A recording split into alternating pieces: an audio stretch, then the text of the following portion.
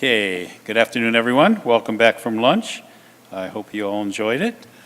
I'm going to get right started. All right, I'm John Sweeting, the Director of Registration Services, and this presentation is going to be on the Internet Number Resource Status Report as of December 31st, 2017. This is prepared, it's a conglomeration of stats from all the 5 RIRs. So we start out with the IPv4 address space, the status of each of the 256/8s. This hasn't changed much in quite a while. So I would assume everyone is pretty familiar with it. Available IPv4/8s in each RIR. We're getting ready, the next time I do this presentation, I'm not sure which RIR meeting it will show up in. We're changing this just a slight bit to show not what's available in the free pool, but what's available to be issued under any type of policy. So our 000 there would turn to 0.3 about, because it would cover the two policies, 4.4 and 4.10, for IPv6 transition under 4.10 and micro allocations under 4.4. So some of these numbers will change a little bit based on our new definition of what we're going to show here is available. IPv4 address space issued from the RIRs to the customers in terms of /8s by year. As you can see, the heydays there were in the 2008 to 2011 for most of the RIRs, with APNIC leading the way, and it's slowly, and then very quickly going down. IPv4 address space issued RIRs to customers total. Nothing much has changed on this. APNIC still at 45+%.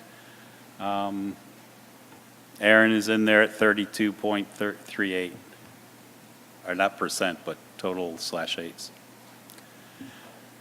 ASN assignments from the RIRs to the customers. How many ASNs have been assigned each year by RIR? Not really, nothing too astonishing there. It's basically just been trucking along. ASN assignments total per RIR. Here, RIPE is pretty much the leader here with 37, almost 40,000. Here in the Aaron region, it's a little bit more than 31,000. 4-byte ASN assignments. The interesting thing here could be that Aaron, you see Aaron, we're a little bit less than 800 in 2017. We went down from 2016. Part of that, most of that is because of the fact that we treat AS numbers in the Aaron region as AS numbers. We don't have a 2-byte, 4-byte designation for them, so there's a policy that instructs us to issue ASNs that are available for issue by the number. So when a bunch of 2 bytes come back from that have been, for whatever reason, people have returned them, they've been reclaimed due to non-payment or whatever, they come back. We wait until they a certain amount of time till we're sure they're clean and they're not being used by anybody, and then we reissue them. And we basically had a pretty big backlog on that, and so we've issued a lot of 2-byte ASNs this year, last year, and beginning of this year. And this is the total 4-byte ASNs by RIR from January 2007 till the end of December 2017. You can see again, Ripe with 9,600, and Aaron were there with 3,447. IPv6 address space, how much has been allocated to the RIRs? There's a /3 that's out to the global unicast, and of that, each RIR has been allocated a /12. There's also a miscellaneous /12 in there that, from what, it was before my time, but from what I understand, there was some maybe 20/23s that were given to the RIRs and some other space, and before we actually went to, hey, everybody's going to get a /12.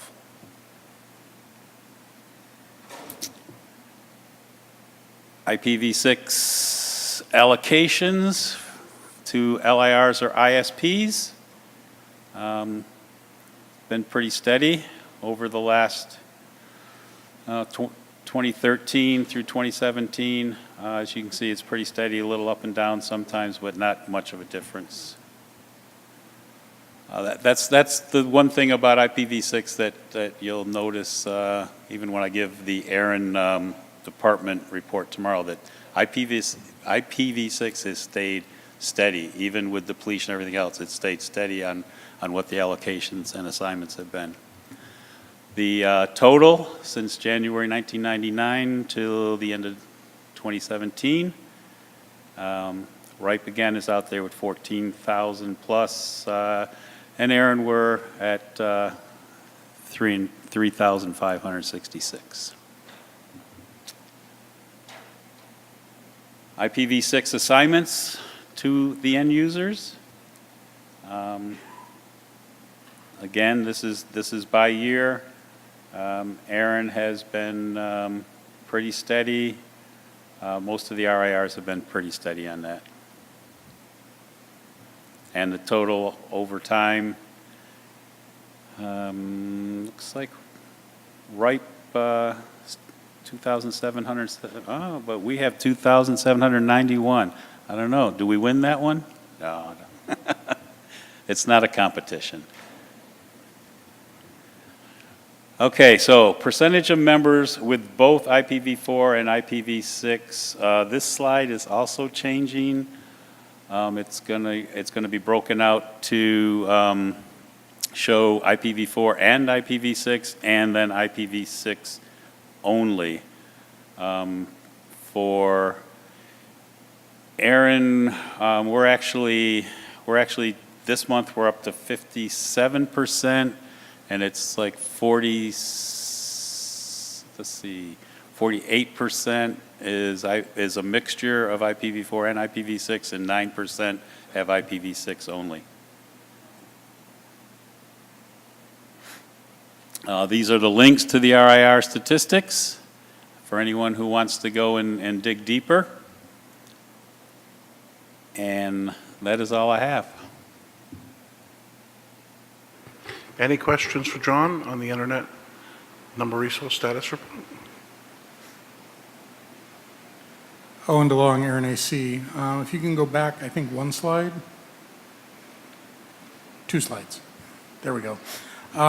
It would also be useful to know what fraction of that is routed, just as kind of a baseline for usage. I realize it's not an entirely accurate indicator of usage, but I'm willing to bet that in some cases the space allocated is tragically unutilized to a much larger extent in especially some of the more successful RIRs.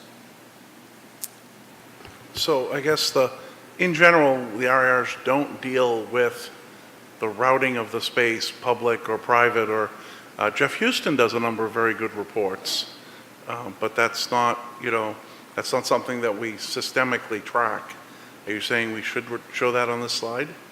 I'm saying it would be nice to have it on the slide because it's a better indicator of what's really going on with V6, even though I understand it's not something the RIRs have traditionally tracked. Okay. Kevin Bloomberg, The Wire. The one thing that might be within or that is hopefully in your purview to track, is how much of the /12s have been utilized between the RIRs. And the reason I'm looking at it is we spent a lot of time on V6 policy and coming up with more and more cases in, if you have a V4 address, then you can get it, great. But you just said there's a significant number in the Erin region who have V6 only, and they're now having to go through these complicated hoops, and we've had a lot of discussions about these complicated hoops. If that number is really low, how many hoops do we really need in policy for the bare minimum, the 32 as an example, until people start, you showed the slide with, of the 506, 5 have been given out. But within our region of the /12, if 30% has been given out in total, that sort of thing would be very useful for policy decisions. Yeah, I'll let John talk, but all I wanted to say, and this act kind of addresses both of your questions, is we as Erin can do that on our own, and like my departmental update, if John wants to do that, wants me to do that, I can do that easily. In order for them to go into this slide deck and these stats, it has to be all 5 of the RIRs to agree and the NROEC to agree that they want to track those statistics and post them. So we can do it for the Erin region, I think, no problem. So just to respond to that one, that's why I was asking, because I do believe it is beneficial for the NROEC to provide those stats like they're providing many of these other stats. It would be beneficial to the communities. And yes, if there is no agreement, I'd love to see it in the departmental, but I think it is good for the regions to see this as a whole. Yeah. Anecdotally, I don't believe any RIR has crossed into the second /12 of IPv6 space. I believe RIPE will be the first. If I remember correctly, RIPE is sitting at 70s or 80%. All of the rest of us are below that, but we'll talk about maybe getting a slide showing the usage of the IANA allocations, or adding that to the IANA V6 chart that we already have. Thank you.